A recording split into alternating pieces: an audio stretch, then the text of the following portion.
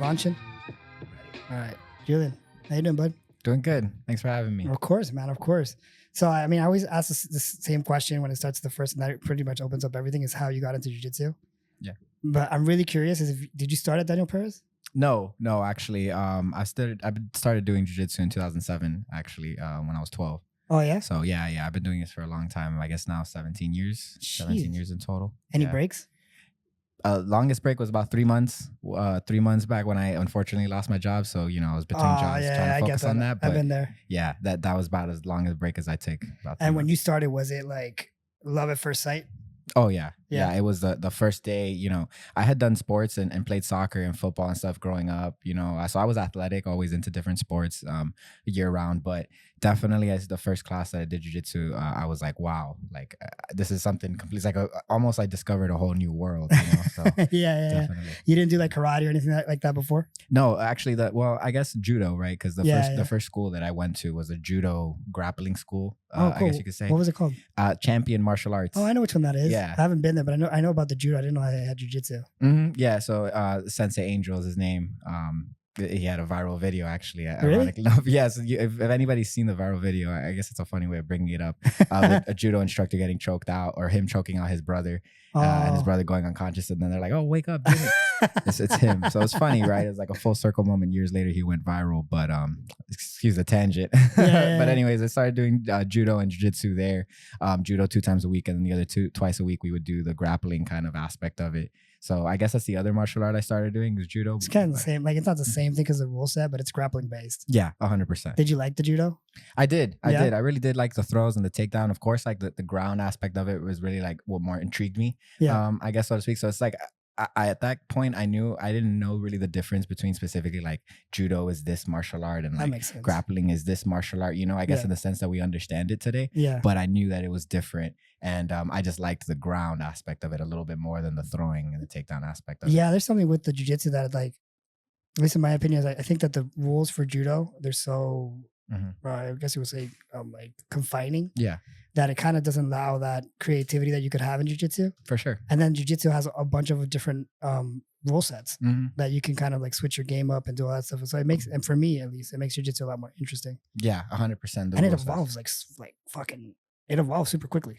Oh my God. I talked about this on another podcast that I was on before, the evolution, how it's changed the sport, just even in the sense of how people do it, from 2007 when I started to 2024 where we're in now. It's and like it's funny that you see like it in professional sports, right? Like there's sagas. You could say like in basketball, for example, there was a point where everyone was getting in the paint and it was all about the big men in the post, and then it turned into the 3-point shooting, and that kind of evolution you can see when you pay attention to a sport for a long time. And I can tell you 100% it happens in jiu-jitsu, and it has, and it continues to happen, like you mentioned, Dude, what was it? What was the like the thought and like the cool thing to do in 2007? Do you remember? Was it like Barambolos? No, Barambolos they came up a couple years after that. Yeah. Barambolos, I think, started getting really popular about like 2011, 2012. Because that was Marcelo Garcia, right? 2007? Yeah, 2007 would have been about like Marcelo's reign. Hoffa was starting around that time as well, because Hoffa won his title in 2009, Hoffa Mendes. Yeah. So I would say, around that time was definitely the Berimbolo starting to get popular. It still was like such a niche thing in 2010, 11, 12. Yeah. I think 12 to 13, 14 was when it started to blow up, and everyone started to do it in competition, and it started to get like everyone was getting aware of it. You could say the same thing with the leg locks, right? Dude, yeah, the leg locks. But that was like what, 2020? I don't know. I might be wrong. The leg locks were probably about like 2016, 2017. Oh, I was not practicing during that time. Yeah. I would say because around that time was when the Metamoris and the really first sub-only events started coming up. The EBI started around that time. And so, that's when obviously the Danaher Death Squad and all those guys were going out there and kind of dominating that scene. And it was because of the leg lock. So everyone was like paying attention and saw that how effective they were. And it's just, it's unfortunate. In some aspects, meta is good, because it pushes the sport forward, and metas are meant to be broken. But, it did start the meta of leg lock focus, leg lock heavy tournament. I mean, leg lock heavy games. Do you have like a problem with that? There's like, it feels like you had a con on there too. You showed the pros, but do you have like a con with the leg locks? Do you see something bad with it? I don't think there's anything inherently bad with it, going and wanting a leg lock focused game.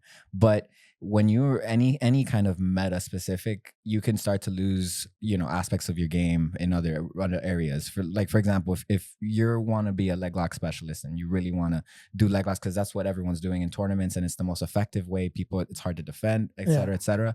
Maybe you're not focusing as much as you're on your arm bar, or you're not focusing as much on your chokes, and those kind of start to diminish. So what happens when you fight somebody who's really good at leg lock defense, right? Whose whole gym is full of leg lockers? Your game might not work as well again, and then when you have to fall back to other things, it doesn't translate. Oh, okay. So you're not talking specifically leg locks. You're talking like the meta, like the introduction of a new thought, a new system that everybody's crazy about. Like they start to focus on that, and then they'll start losing, or their skill set in a certain element of their game will start to diminish as well. Yeah, because people, I think, like the argument, will be like, hey, leg locks, people only like to be on bottom, or they're always sitting back for the leg locks and always looking only for that. And I think that it's not that they're only looking for that; it's the fact that they're not using anything else. It's a subtle like change in conversation there. Yeah. But it's important to be able to analyze that so you don't get like sucked into the leg locks. Like personally, me, I know that leg locks are important, and for years I've been working them. Yeah. But I've never wanted to that be my leading A game because you don't want to be known for it. Yeah, there's so much other aspects of jiu-jitsu that need to be important at the highest level that I think if you try to focus too much on that specifically, you'll have success, of course. For a while though, it'll stop. Yeah, it's gonna stop because people are gonna start to learn like the defenses, and they're gonna start to learn how to adapt to your game. And then if you're only focused on that, it's either you evolve or you die. Yeah, exactly. Like if you stay in that specific type of, I guess, system or a specific system, totally, you're gonna get fucked. Somebody's gonna catch you. Yeah. I have a problem with meta to a certain degree, because of that. Meta, what you keep saying meta? You're saying like more. You're saying, I'm not understanding the word. I'm sorry. I'm a little stupid. No, not at all, not at all. I guess you could call it the meta, or is like I know it's used like colloquially. It's like kind of what's the best thing out there, right? I mean, it's used a lot in gaming, ironically. Okay. It'll be like the best weapon to use or the best kit to use, and that's like just it outclasses everything else that kind of happens. And so that's what I would consider like the meta, right? So right now in no-gi competition, I use like leg locks and things like that. I call it the meta because it's what most people use in competition. Right now. Yeah, for right. So because it's the most effective. Oh, 100%. But do you think it's more effective because a lot of people, or maybe now it's kind of trying to drift because a lot of people are getting into it? Do you think that it was effective because of a lot of people didn't know it? Yeah, 100%. Yeah, 100%. I think that because even now, although leg locks are still the game, I think you're seeing a lot better defense overall. And you're seeing that at least at the top level, the people who are continuing to shine and continue to see success are the guys who have other outside aspects of their game. Yeah. The leg lock guys are still winning, of course, because they're evolving that aspect of it, and they're evolving, like you said, they're not dying out. But I feel like the highest and the best elite of our sport are the ones who are continuing to evolve and doing other things besides just that. Yeah, like the Gordon Ryans and those people that are at that level, they had like a good while that they were known for their leg locks, but they've evolved into other things. Yeah. Hey, Gordon Ryan, I think just finished the heel hook, his last match, right? Yeah. But before that, when was the last time you saw him hit a leg lock? I know he did it in the ADCC, but really besides that, he's been doing other things besides that, and that's really why he's been at the top. Yeah, dude, you gotta evolve. You gotta like move on to other things. Yeah. So I'm assuming that you were competing since you started doing judo. Did you compete in judo? No. It was more like I said, I really focused on the ground game. Okay. But like 3 or 4 months after my first jiu-jitsu classes, I was already competing.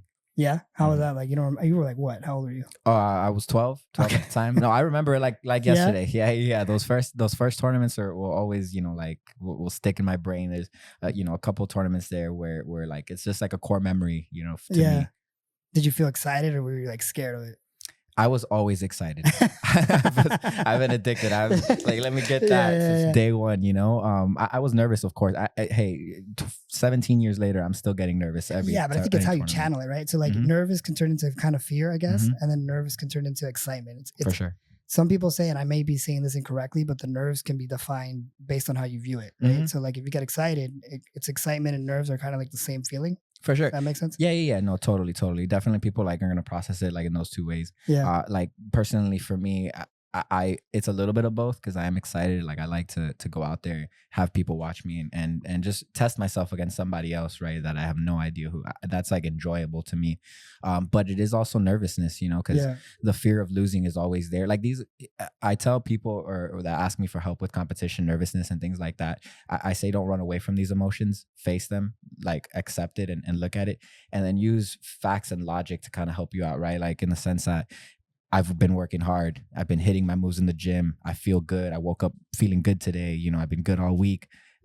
That kind of will counteract that feeling of like, oh my God, I'm scared. I don't know if I'm going to win. I don't know if I can do enough. Like, well, let's address it because it's a literal feeling, you know, and you feel it, just move past it and then use that logic to kind of trump it and, you know, use that to help you get out there. So once you're on the mat, how are you mentally? Like how do you feel mentally when you're once you're competing? Does everything just go away? It's like I'm in the gym. Like I'm like I'm in, this is open mat kind of deal, except, you know, I'm gonna hit everything 100%. You know, you're gonna go hard. Yeah, I'm gonna go hard, but it's gonna be just like in the gym, you know, or just defend, be present. I think that's like the biggest thing. I try to be really present at what's going on right now and what sequence am I hitting or what am I trying to do? What is he doing? How am I gonna counter that? You know, I feel like that's the best way of succeeding, you know, in competition. And you're 135, right? Mm-hmm. Yeah, 135, 145. That's the smaller guys. Mm-hmm. So those matches are fast. Yeah, they are lightning. I mean, I've fought some really, really fast guys before. I mean, people tell me I'm fast, but man, the guys that I've gone against they are fast, you know. So, yeah. Man, I think that's I enjoy watching like those levels or those weight classes of jiu-jitsu because I think they're more technical in when it comes to grappling, and you're gonna see a lot of things that they put things together a lot quicker. Yeah, you know what I mean? For sure. 100%. I mean, we're talking about speed, but they also like the way that they can transfer from system to system is very interesting because you won't see that with bigger guys. It takes some time to transfer into something else. Yeah, the body types have, I think, a lot to play with that. You know, unfortunately, I think that jiu-jitsu is universal, of course. You know, as in like the moves, different body sets can do them. Right, it's not like isolated, but of course, the body type will change the way that you do jiu-jitsu, the way that matches unfold. You know, I agree with your assessment that like I think the lighter guys are definitely more technical. Yeah. Shout out to my professor Danny. He'll say it's a low calorie grappler bias. He calls me a low calorie grappler, which I'm cool with. Yeah, but I agree. I think that it's just the speed, you know, the body type it's like harder to control. We're constantly moving, which happens at the bigger weights. I mean, it's rare to see, of course, at the bigger weights, but it still happens. But I think, it's mainly a smaller guy thing. Like you'll see in the bigger weights, the wrestling is, I mean, they still wrestle in the lighter weights, but I see a lot more pulling of guard in those weight classes, like the 145s and 135s. It makes sense to me too, because if you're a lighter guy, the reality is if you started jiu-jitsu, were you small when you were 12 too? Oh yeah. Been the same size. So if you're smaller when you're starting jiu-jitsu, whatever age you are, you're going to end up on your back a lot more. Yeah, so totally. Everybody's going to be bigger than you, and they're going to kind of like dominate you, I guess, in a certain way, of course, right? Right. You like as a bigger guy when you're starting, I'm sure you can get away with a bunch of things because you're bigger and stronger. But as a little guy, you're going to get tossed around a lot. So when I started jiu-jitsu, I was smaller. I was a smaller guy. I was like, I think I was like 115. When I was graduating, I started like in 2006. So I was in high school. I was like 115. I was small. Oh yeah. I was getting destroyed, bro. Yeah, I hear you. The first tournament I did, I was 12 years old. The same thing. I was 100, 115. It was a weight class. So, and I was training with my older brother at the time. He's actually the one who got me into jiu-jitsu. Oh yeah? Yeah. Shout out to my brother Rhino. He's a pro fighter now, actually. Oh shit. Yeah. Shout out so that house must have been crazy when you guys got in arguments. Yeah, he was like my best friend, and he was like, he kind of took me under his wing and kind of like got me into that. Yeah. So it wasn't too much arguing. That's my best friend still now to this day. Dude, but his nickname is Rhino? Rhino. Yes, the Rhino MMA. Yeah, those fights at your house must have sucked, dude. Yeah, I'm the youngest of 4. So like I kind of get the older brother thing. And my older brother got me into martial arts too. Cool. But dude, I just remember that when you kind of trained, those fights in the house, they kind of end up like, well, at least in my experience, end up like with those rollings and those type of things going on. Yeah, we rolled and we trained, like I said, all the time, together. It like we didn't fight, but no, we were training and rolling, and he was whooping on me like all the time. I mean, he was also way bigger than me. He's always been like 220, 230. He's been a heavyweight. Yeah. So I've done a couple of absolute tournaments, if you didn't know. That's kind of why. That makes sense, dude. Yeah, that makes sense. So you had him as a training partner, having that weight difference, bro. Yeah, you probably went into those absolutes. Like I've dealt with this before. Literally, yeah. It never like now I guess the sport has expanded and the absolutes and things grow, it's a little different now, I'd say, than before. But even nowadays, like I think that I'm just used to it from the youngest age. Like it didn't seem like there's a difference between open weight class and not, Yeah. because I'm training with my brother. I'm doing open weight class every day. Like you have no choice. I have no choice. This is at what's all. gonna happen. Yeah, and I've never, even in training, I've never like shied away from the bigger guys. I've always wanted to roll with the bigger guys, because the same way that they need to kind of work on their speed and kind of like get used to somebody squirming and going around them is the same way I have to be used to somebody who's gonna use all their strength on top of me or be stronger than me at even it's at that point. So I have to get used to that, the bigger guys. So it's a mutual gain there, in my opinion. Yeah, for sure. I mean, it definitely allows you to kind of test your technique for real. Like if you're doing any type of technique on a smaller guy, it's gonna be one way, then you would do it to a larger guy. Totally. Let's say, you know what I mean? Because the weight distribution or whatever the case may be for a sample sweep that you do on a smaller guy may work amazing, but when you apply it to a larger guy that's dropping all his weight on you, those butterflies aren't working as well. You know what I mean? Exactly. Yeah, and you have to learn how to like get around that and stuff. So it's definitely a benefit. But yeah, my brother was my training partner since day one, heavyweight training partner. And he's fighting now? No, he actually he has a child now, and so he's been laying off a couple of years playing dad. That's my good. goddaughter. Yeah, that's good. So but he definitely is still in it. He trains all the time and is looking to get back in the cage soon. That's cool, man. But yeah, he's had a couple professional fights. Have you thought about it? I've actually had 8 amateur fights. I didn't know that. Sorry, man. No, it's okay. Yeah, like thought about dabbling in MMA.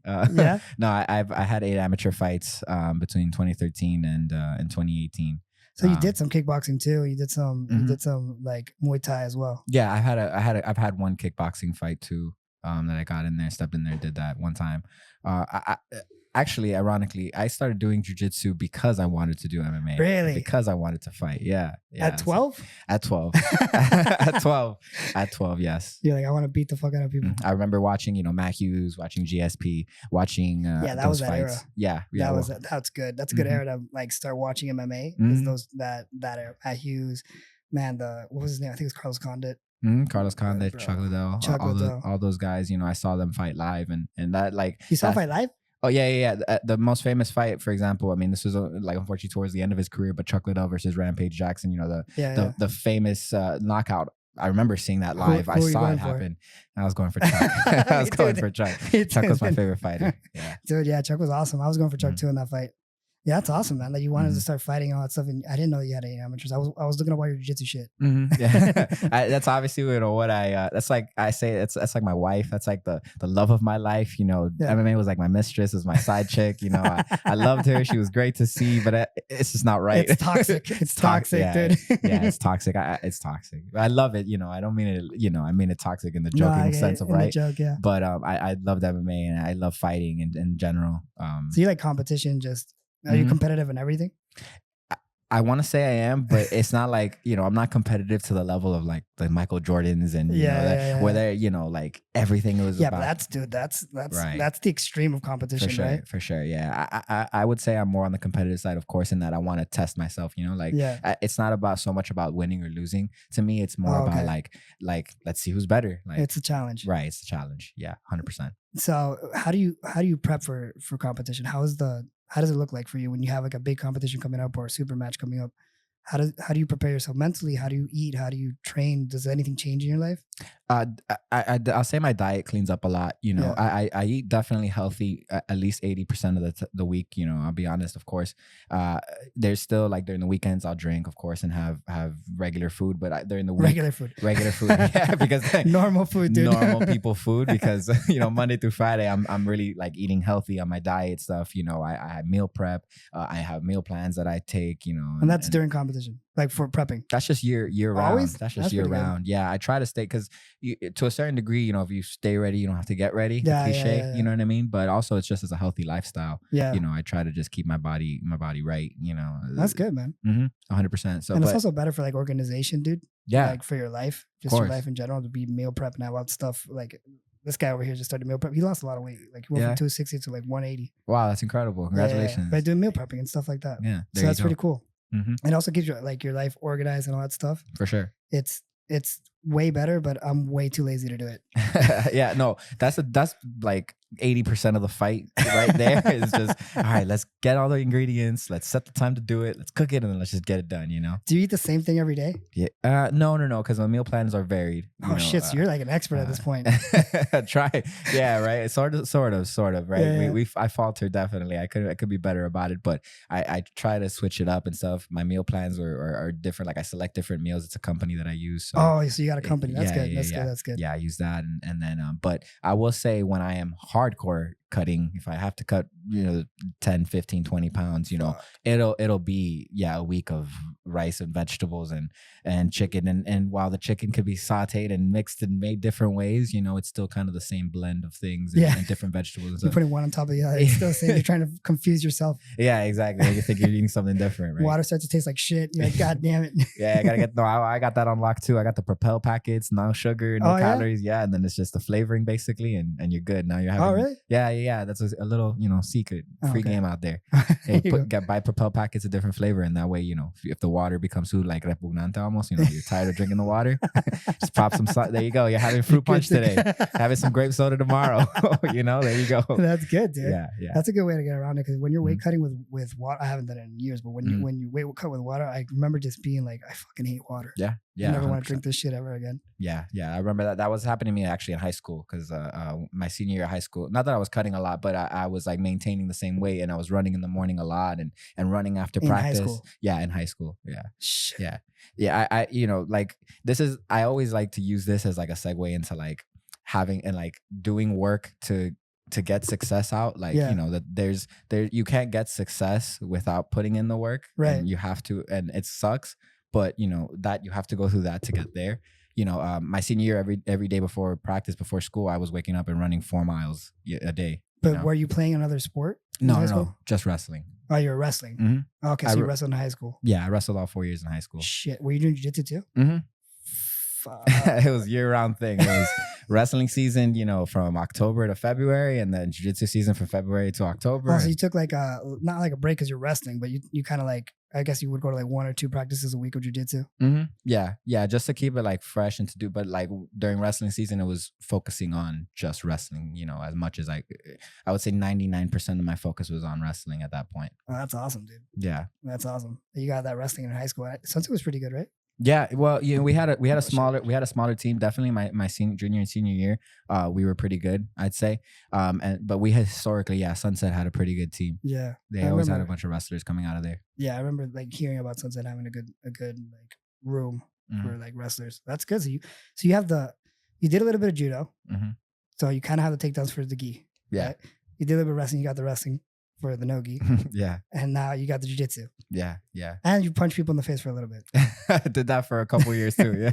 Yeah. I definitely like, it wasn't even as like trying to be like all around martial artist, I just, like I said, it was all fun. It was funny to me now because back then it was just leading for MMA. Yeah. And how do you become a good fighter? Well, you need to learn the judo. You need to learn the wrestling. You need to learn the jiu-jitsu.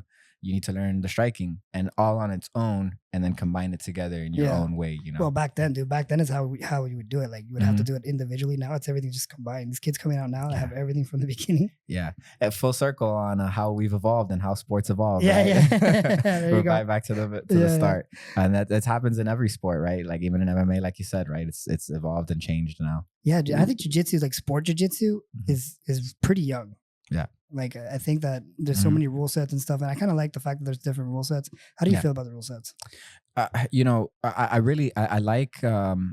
like all of them. Yeah. Let me start by saying that. Okay. All the rule sets. I don't think that. But no, I'm just kidding. But here's gonna be my but. But each has its pros and cons. You know what I mean? Yeah. Each lends itself to a different folly, and then each has its thing that it's gonna like makes it shine, right? In my opinion, I think that ADCC rules are probably the top of the rule set overall. Yeah.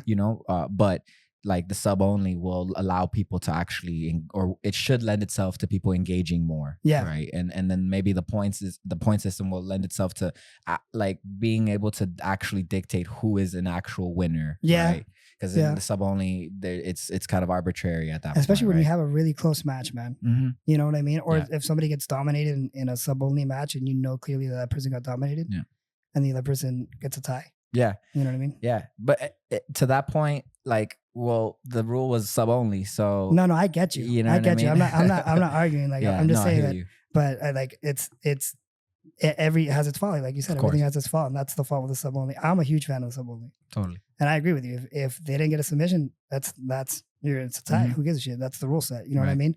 So I agree with you, but I think that my favorite would probably be the sub only. Yeah. You know what I mean? For sure. For sure. It should, like I said, like it 100% should be. And most of the time it is, right? Because the guys are just engaging and they're just, hey, the only thing that matters are submissions. So we're going to let it fly and try to move through the positions. And I think 100%. I think people will you'll allow yourself to open up a little bit more in sub only. Yeah. You know what I mean? You know, like I said, you really should. Unfortunately, sometimes we see that it doesn't happen. And that's why, like, I think that the ADCC rules are kind of as of right now, they're probably the most fair as far as being able to declare who's an actual winner overall in I would agree grappling. with that. Yeah. You know, and to be able to, because while submission, of course, is jiu-jitsu's number one, you know, objective in the sport, when we're talking competition and we're talking winning, yeah, you're right. Some people are going to not bastardize the rules, or like that's not the right term for it, but like they're going to use the rules to their advantage because the end goal is to win. It's not really to submit. People are just wanting to win. Yeah, that's a good point. Like if you're going into a competition, the goal is there has to be like it's kind of like a soccer game when they end in tie. Yeah, it's like what the fuck, right? What the fuck? Yeah, 60% possession. Like I guess you win. You know, think. You know, so I hear you. No, that's true, man. I think that ADCC has the best rule set right now for the way that jiu-jitsu is developing. Yeah. The only thing that kind of confused me is when there's like I don't know if it was passing or what they consider a pin. That's like 75% of the back has to be on the mat. Yeah, their control. Right. Yeah, that confuses the shit out of me. Yeah, that's like one of the things that I kind of don't like about it, right? We're talking about cons here, right? Folly. Yeah. They get like a little weird on, their definition of like what is control and how much is it actually control. And how do you measure that? Yeah. And like in a comment, like, oh, it's 75%. Exactly. You can't go numerical on like, at least for that. You can't go numerical when it comes to like, oh, this is the percentage in a live match. For sure. You keep putting that on the ref, bro. Yeah, I don't know. Everyone's gonna have to hold out a protractor and so walk up there and hold on, stop. I gotta make sure. Here. Yeah, you know, like it's tough. I don't like, even as a referee, right? Yeah, like, I was gonna ask you, how would you feel about that? Yeah, it's tough. I would like explaining that to somebody. I feel it would be difficult because it's going to be my interpretation. Right. I like to be able to say especially when people argue my calls, which happens all the time, and it's like not a problem. Yeah.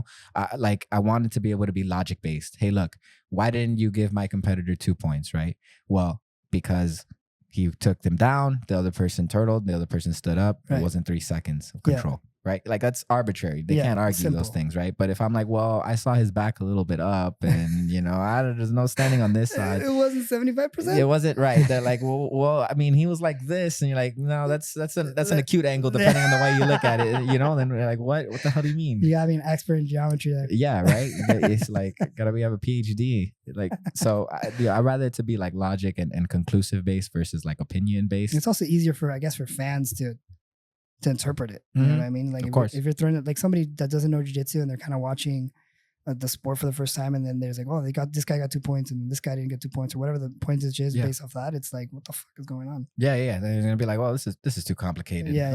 They get turned off by it, and put off by it. So I don't know. Yeah, I don't like that either. Like I said, I just like I'd rather it be a little bit more conclusive. I understand what their logic is behind the percentage, right? But I'd rather it be a little bit more conclusive and concrete because they have their issue. I mean, people are still, people complain about ADCC refs all the time. I mean, as much as they complain about IBJJF refs. And refs, yeah. But the argument against certain, like the ADCC refs versus IBJJF refs are like, it's a different argument here, right? You know what I mean? So like if we're complaining about the ADCC calls because they're inconsistent, because of the referees, and I think I think the rule set has to be updated a little bit, right? I agree with that. And at least in that aspect, I think that the way that they're pointing it is fine, but I think like if you try to go too detailed in something that's physical like that, like jiu-jitsu, that's the scrambles. It's a physical altercation between two people, and trying to get into adding that element of detail to pinning or whatever the case may be, it makes it more difficult for the ref and also the players that are competing. Yeah, it causes like a bad experience for all involved, right? I mean, like I said, unfortunately, to bring up the IBJJF in that sense, right? Like people have a bad experience there because most of the time, or not most of the time, but because of their rules, right? Or you hear it often enough where they say, oh, because of the rules, because of the advantages, when did I get an advantage? When did I not? When do I get a penalty? When do I? And so those, like, you know, again, you get put off by those tournaments, you get put off by the rule set. Yeah. And you're like, just do sub only. I don't want to worry about anything. I don't want any worries. Dude, that's a good point. Maybe that's why people are like, I would say people because it's my point of view. It may not be true, but maybe that's why people are drifting onto the sub only. Yeah. No, definitely. Because they're like, fuck this. I want to just do sub only. Of course. I'll say, like I said, as a competitor, 120%, I do not want my match, my result to be in somebody else's hands at that point, right? Like either I win because I went out and submitted, or I got the positional control, or because I did my technique, or the other guy won because he did it to me, or because he subbed me, or he caught me, right? Right. If it becomes like a individual person or a point of view of that third person that's not participating, yeah, then it's like there's bias and there's, you know, interpretation and all these X factors that we can't like concrete and put down. And, you know, it's, to me, it's, I don't know, it does puts me off of the whole experience. Yeah, right? man, of course. And I think that, well, as a competitor, I'm assuming that you go in for the sub either way. It doesn't matter the fucking the point system. But there's people that go out there and they'll play the system. They'll play the points. Like they'll hold you down when they got their 4 points or whatever, and they won't go for something. And that also puts the spectators, I guess you would say, off as well. Like, I'm going to hold you for the rest of the match here in this dominant position. Yeah. But that happens in MMA too. Like in MMA, it's a little bit harder, right? Because but you can get points, like scoring points, just score points and maintain your distance in the last round. That happens in MMA too. Oh yeah. We see it like all over the place with the strikers, with keeping their distance and point fighting. And then we see it with the wrestlers who are just taking down and controlling. Yeah, it's true. I think there we're getting into like a little bit of a deeper issue of like people who are trying to compete to win, right? And who people are trying to compete because they want to test their jiu-jitsu, or they want to act. They're competing only to win, to kind of coast and to win, and then other people who are actually going there to do things. Yeah, I want to I practice my knockouts in MMA. Like I practice my finishes. Like that's the point of the fight. I'm gonna try to always consistently go for the finish. Right. I mean, in jiu-jitsu is the same case, right? Although there is a points victory, like, even if you're only going for points, you need to advance position. You need to pass the guard. Right. You need to take the back. You need to do all these things. You need 100%. To sweep, take down, whatever. You should be working towards those things, right? Some people just go in there to win. They just want to win, and that's the most important focus. And when that becomes your entire focus in the match, like, you're gonna sit there and half guard an extra minute. Yeah, you're not gonna really pass it. You're gonna hold them against the fence a little longer. Yeah. You're good. You're up around. Right. You know, and you know, like these things, and then you're just at that point. Yes, to your point about the spectators putting them off, like they're gonna, oh, this guy's just wasting the time, waiting until the round's over, which that's not good for the growth of the sport either. You know, no, it's not. I agree with that. I think there's, and I might be wrong. You can correct me on this one, but there's probably like a difference between a competitor and a fighter. Like somebody's going out to fight, and then somebody's going out to win a competition. You know what I mean? Totally. I think there's got to be a difference in those type of, which it doesn't, not to take away from somebody that I'm labeling right now as a competitor against somebody that's as a fighter, as I'm defining as a fighter, somebody going in to win a submission, win by knockout. For sure. But if you have a room full of competitors that are competing in the sport just to win by points, it's gonna put off everybody. You want fighters. Everybody wants to see fighters. 100%. You know what I mean? Yeah, totally. Yeah. I would rather lose, every day I'd rather, lose going out on the sword, going out on my shield, than to just lose by holding him for, 3 minutes and I'm just trying to get that one advantage. All I need is just that one advantage. Let me sit here and half guard. No, I'd rather just lose at that point, trying to get past and get swept and then, whatever. Have you faced people like that before? Plenty. Yeah. Too many to count. Yeah. Too many to count. You probably get pissed you fuck off. It's I get mad at myself. Yeah, that's a good way to put it. I should be able to know that that's coming, and I should already have ways of getting out, which I do. There's a lot of times where I've had matches where I've been able to push the pace, and it's very obvious that the other person doesn't want to engage. Right. And that's as much as I can hope for. Right. I can just try to push the pace, and I don't get frustrated. I'm just, like I said, this train's going to keep going until either you decide to engage, the referee's going to keep stalling you, or you take ownership at least. I think that's probably a better way. Like you take ownership of the situation. You're like, it's pissed me off, but it's on me too to like kind of close that deal and do what I gotta do. Yeah, you have no one else to blame out there but yourself, right? When the stalling happens and all that happens, like you can complain about it, and I complain about it, and I get upset. It's a normal feeling, dude. But at the end of the day, like, hey, put your big boy pants on and get out of there. Do something, or Yeah. That's true, man. And are you going to ADC Orlando? I'm not. No. unfortunately not. What? Is there something you can say about that? I just don't want to compete at 1 o'clock in the morning, 2 o'clock in the morning. How about that? Shout out to everyone who is, and shout out to all you guys who are. I would rather compete at 1 or 2 in the afternoon, 3 in the afternoon. Yeah, that's an issue, huh? It's a great tournament. It's incredible, and it always has the highest level of competitors. Yeah, and to just personally, it's just a shame that logistically happens. they're not there yet. 100%. Which sucks. It kind of it could work as a feeder for the larger tournament. 100%. But they just got to get that logistically. I think is this the first year that they're actually putting together these ADCs open, or they've been doing it for like 2 or 3 years? I think it's been going on for about, well, I would say maybe last year, the year before that. Yeah, right. At very, very most, so a few years at most. There was a few ADCC opens that they've done in the past, right? Like before 2020. But they were like in Europe, right? No, they've done a few here in the States. I remember like when I competed in back in 2018. It was in Coral Springs, but it was just the Florida Open, ADCC Open that they had. So that was fine. That was perfect. Actually, I think I was out of there by like 2 p.m. That's great, dude. So it was crazy. One of the most well-run tournaments at the time. And at the time, it wasn't like smooth comp wasn't. Excuse me. No, you're good. Smooth comp wasn't a huge thing, where they didn't have these, like you said, logistic like things that would actually make the tournaments run smooth. Right. And it was great. But either way, even if they had smooth comp and you're competing, you just see your time go. That's you're like fucking one, dude. Yeah, that is just bonkers. Well, that's smart, man, because you're gonna give them time to kind of get their shit in that level, because obviously they're the biggest tournament that we have right now. But they have those tournaments that they're on the, I don't want to say amateur level. Yeah, I guess amateur level. Yeah, the amateur local level for sure. Get those ducks in a row there, and then you can come back and compete. Because it is the highest level of competition, I think, in my opinion. Totally. No, yeah, I agree with you. I always see the competitor lists, of the tournaments, and it's always crazy. It's always insane. And like, if for me as like a smaller black belt, especially, I'll get into that. Right, first a smaller competitor, and then being a black belt, like it's tough out here to find like good quality tournaments with high quality competitors. Yeah, to compete against. Even at the highest level, dude. Like I was talking with Daniel Perez, and I was talking to him about your weight class, and he's like, dude, but that's even like that in the highest level, like what's his last name? Malfacini. He was champion for a couple of years, and then before that, it was Caltera. Yeah. So like it's like that weight class, and now it's Musamechi or Musamechi. But it's like that getting competitors at your weight class it's frustrating. It's gotta be frustrating. Yeah, it's rough. It really is rough, and especially like somebody me who's as active as I am, and I want to be as active as possible. Like it's tough to have to just have no choice but to sit out. I'm not like skipping the tournament because I don't want to. Right. It's just hard to find people to compete against. So do you travel a lot to like mitigate that issue?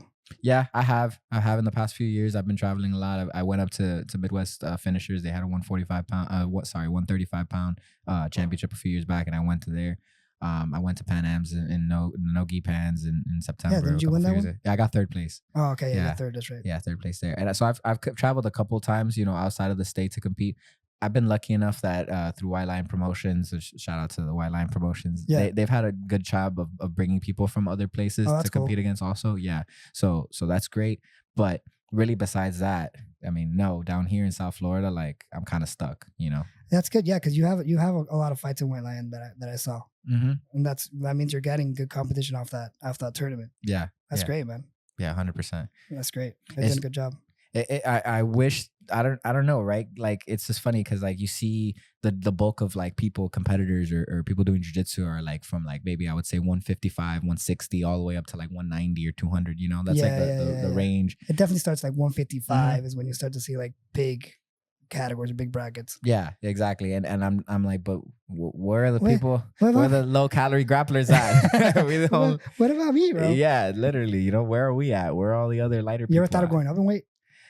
I have, but it's like I just really like this specific weight class. 135, 145 weight class. You feel comfortable in it. Yeah.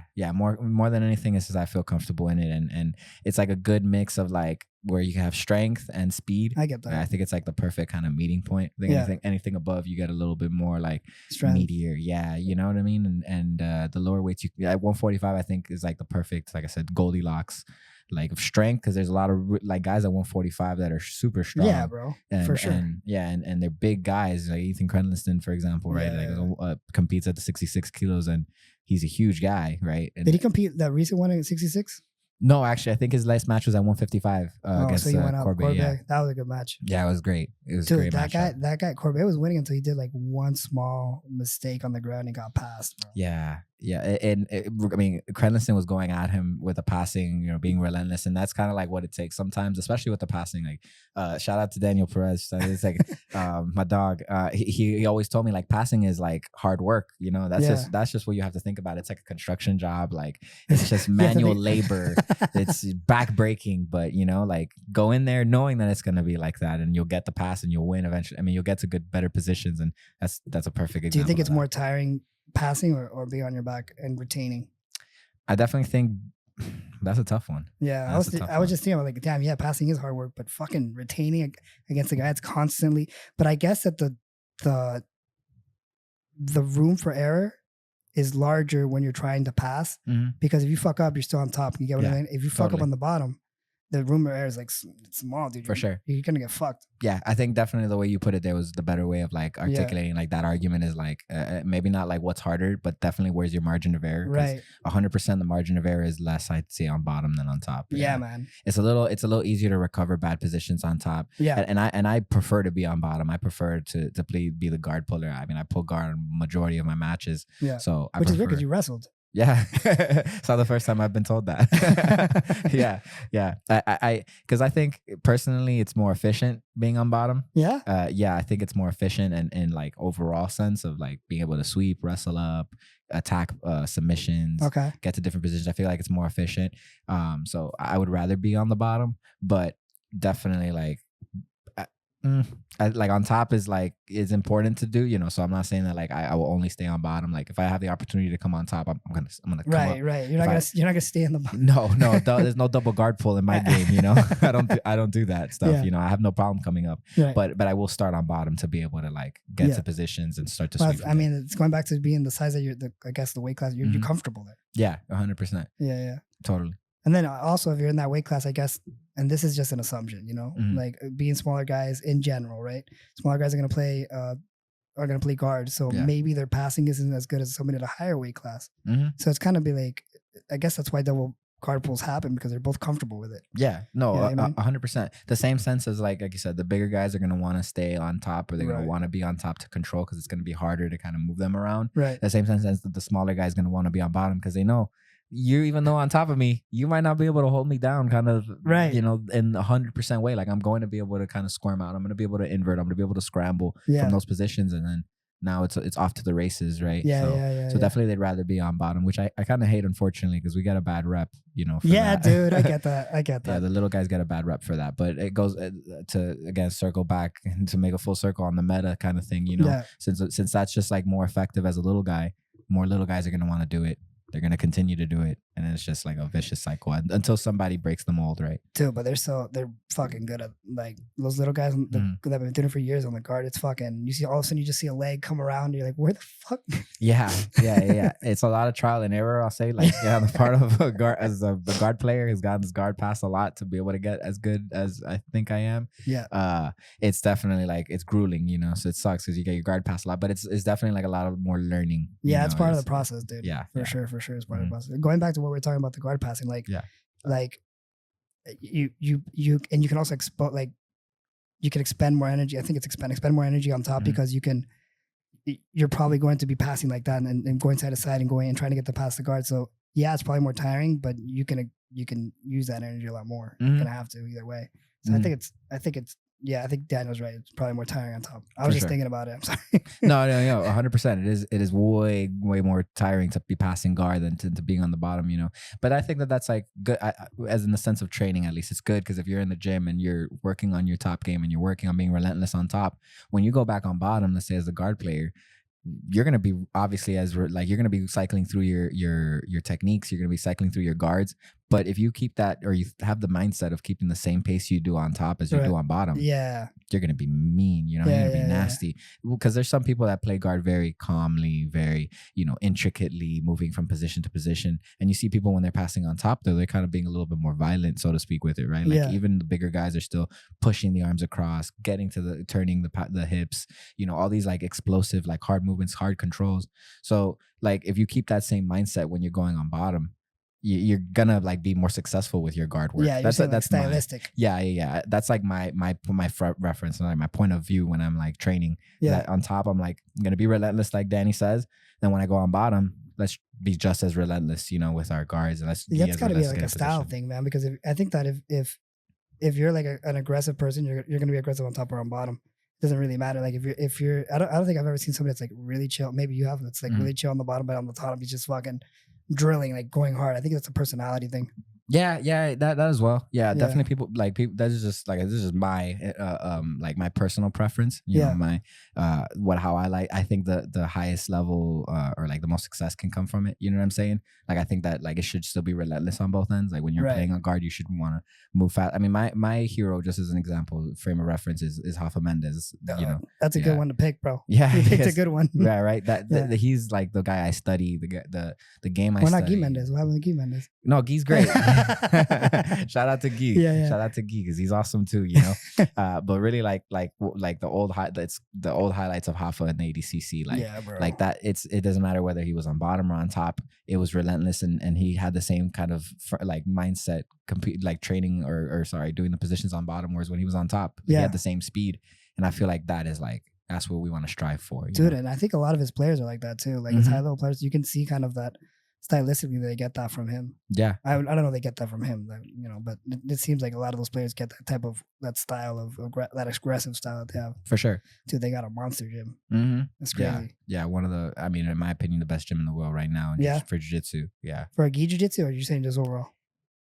I'd venture as far as saying overall. I know that they haven't. Their students don't compete, you know, as much in the no-gi. But I feel like their systems and their teaching and the way that they're doing things, if they did, I think that they would have a lot more. I think they're getting to it now. Yeah, for sure. I think that Tyna is starting to develop like his no-gi style. He just competed the other day. He did pretty good. But he was going against I mean, look how I said it. He's going against Rod, not Nicky Rod. No. Yeah, J-Rod. He's going against J-Rod. Like, it's fucking. He's going against J-Rod. Yeah, right. I know when you're talking about J-Rod. Yeah, right? That was kind of fucked up for me to be like, well, you know. Well, we are talking about Tannen, right? When we talk about Michael Jordan, you know, we talk about Michael Jordan. Not to say Tannen's MJ, but we talk about somebody with that kind of greatness. You know, it's everyone else is a little bit under him. Yeah, I was saying that because I guess he's like, because also J-Rod's kind of starting off. Not. Dude, see what I'm doing here? No, well, you know hey, I mean? As the grand scheme of things, I think like comparatively speaking, Tanner's been doing it for whatever many years. Yeah. But yeah, I think that they're starting to get into that because no-gi right now for me is becoming the future of what jiu-jitsu looks right now. Yeah, that could change for sure, obviously, but I think no-gi is where it's going. Yeah. I think unfortunately that's like, again, to talk about meta, and I think that's like unfortunately like the style of each kind of form of grappling where it's heading. Of course, no-gi is a little bit more spectator friendly. Yeah. And I think that's not because of the actual like what it is, the sport. I just feel like it's like the meta and what people are doing. It's a little more electrifying, the scrambles and the wrestling and the things. For sure. And no-gi is, whereas the gi, it's a little bit more like, now it's like a lot of guard play, a lot of the lassos and the lapels and the guards. And so that slows things down a lot or significantly, right? Yeah. And so then it becomes like a little bit of a bore to watch if you're not actually into it. I mean, how many of us watch, I want to say, who else besides actual chess players watches chess matches, right? It's amazing skill, amazing strategy going on, crazy IQs that these people have, and always really that's a good point. Chess, it's kind of like, I mean, I like watching golf. Exactly. I mean, I'm not going to watch golf a whole afternoon. No. But people that play golf fucking love it. And they're amazing athletes, and it's crazy how they can get that little ball freaking set 300 yards that way, you know? Like, this is impressive stuff that they're doing. It doesn't take away from what they're doing, but unfortunately, dude, it's also like the gi is great for people like you and me that we watch it. Like we enjoy it because there's a different level of artistry that goes into the guards and stuff that you can't really do in no-gi. For sure. You know what I mean? For us, it's like there's a lot of technical things that you see in gi that you don't see in no-gi.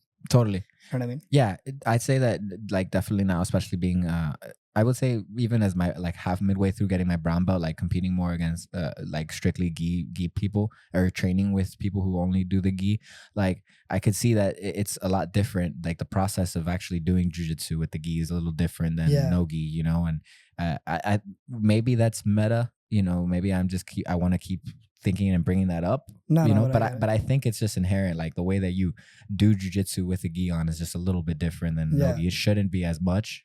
but you know, it is, unfortunately, it is what it is. Yeah, it also blew up because of the Danaher Death Squad. Like Nogi blew up because of Danaher Death Squad. Yeah. You know what I mean? Like there was, I would say that it started to grow from there. Like outside spectators that came in to start watching Nogi or watching jiu-jitsu in general started because of these guys from Danaher Death Squad, and then they decided to do Nogi. Yeah. You know what I mean? Yeah. So like now everybody's Nogi. I like Nogi more because I like to train it more. I like the scramble or whatever. But I train gi with Daniel Perez. Nice. So I go once a week there and I train gi because I like the gi too. Yeah. But the idea that the future of jiu-jitsu, I just think that it's gonna be that Nogi based. I think gi's always gonna be there, but they're gonna turn into like two different things. I wish that they would be the IBJJF specifically, obviously, because they are the leading organization for gi jiu-jitsu in the world.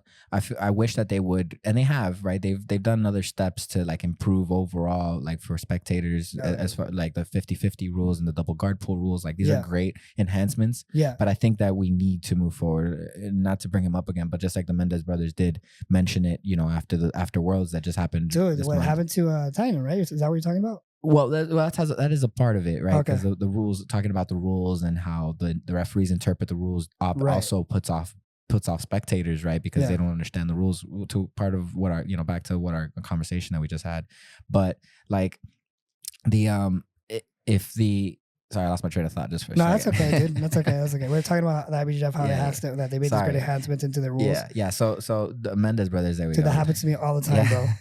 We went on a tangent. It happens to me all the time. I go on a tangent and then I'm like, fuck, what the fuck was I saying? It's happened to me like at least 3 times in this conversation. Beautiful.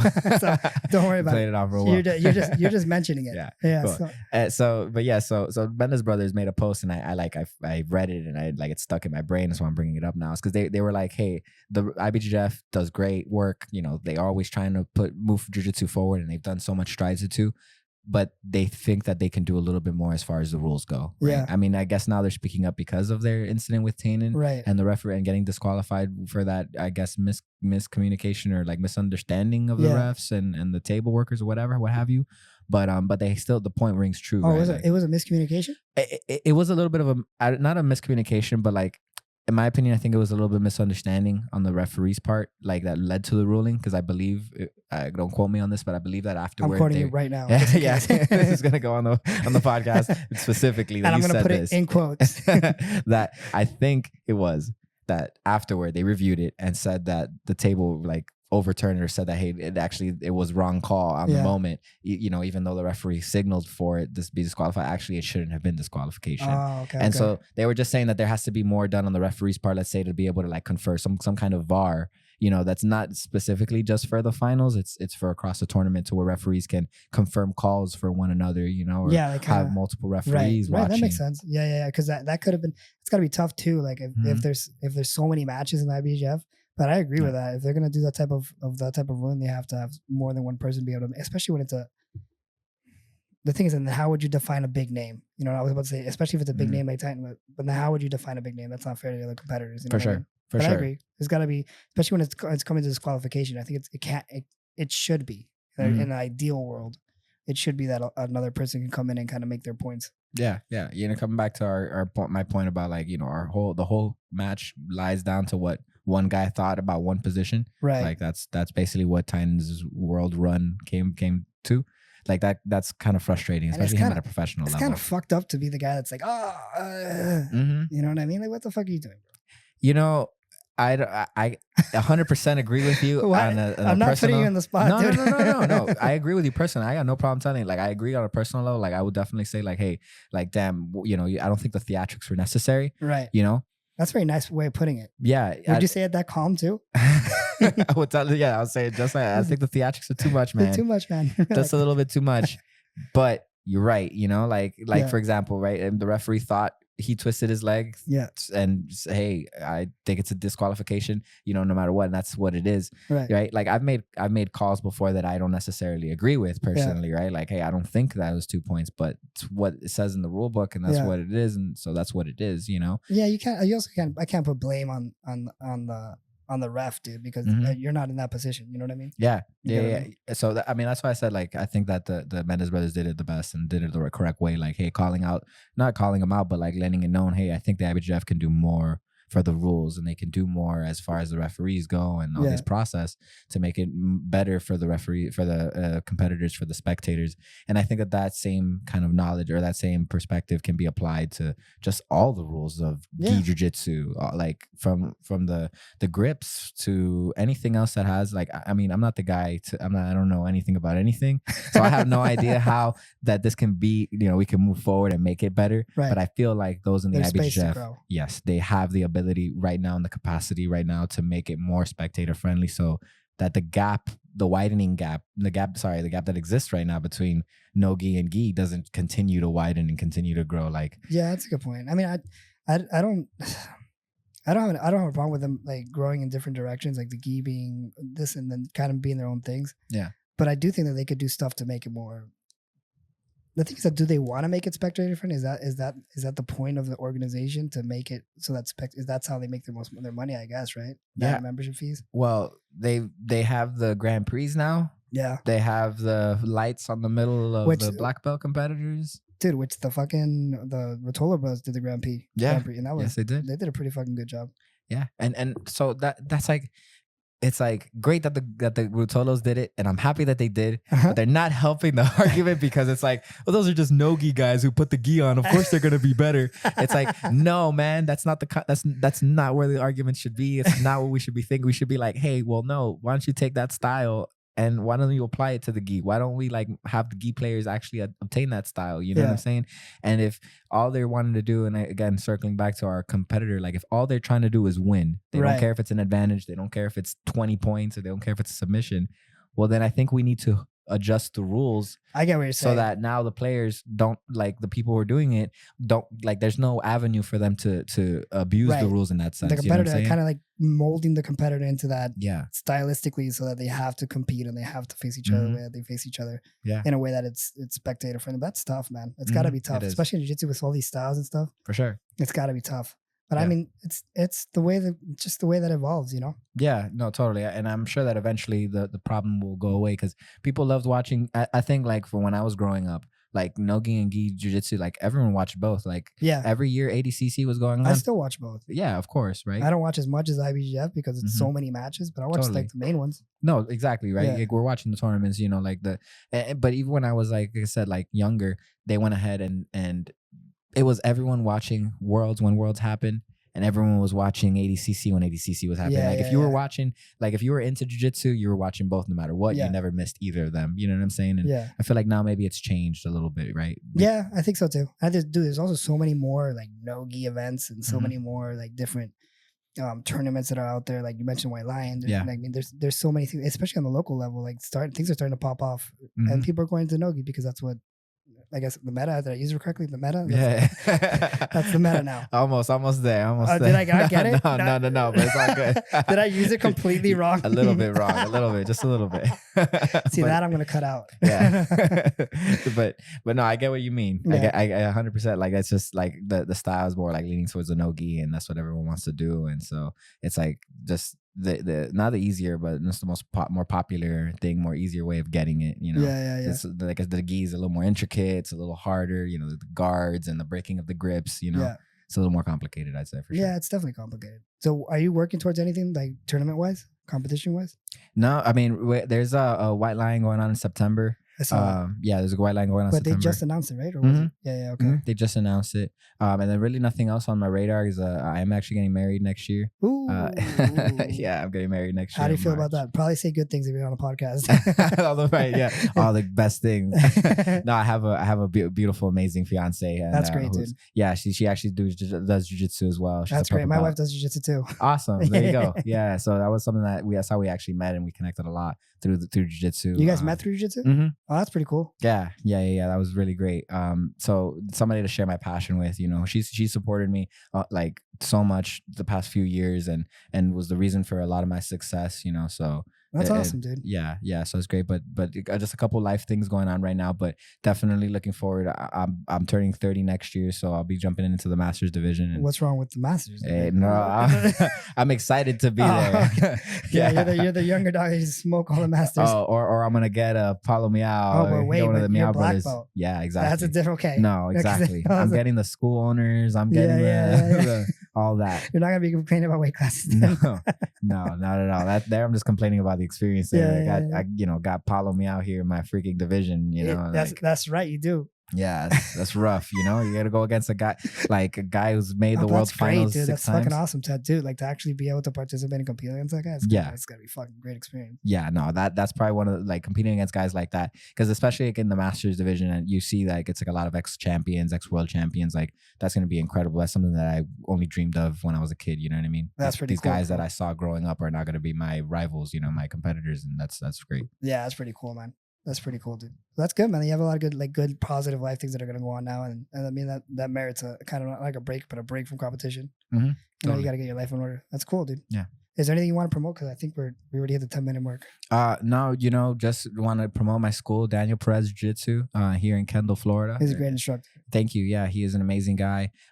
White Lion Promotions, again, a super fight circuit. September, right? Yes, in September. But are they getting competitors now? Mm-hmm. Yeah. Okay, so people can start signing up. So you guys want to sign up for White Lions? There you go. Mm-hmm. White Line Promotions. And that's really about it. And hey, Roll Science, huh? How about Roll Science? Shout out to Roll Science. You're great guys, and I appreciate you guys having me on. Oh, you're welcome whenever, bro. Of course. Thank you so much. All right, thanks for coming on, man. Of course. Thank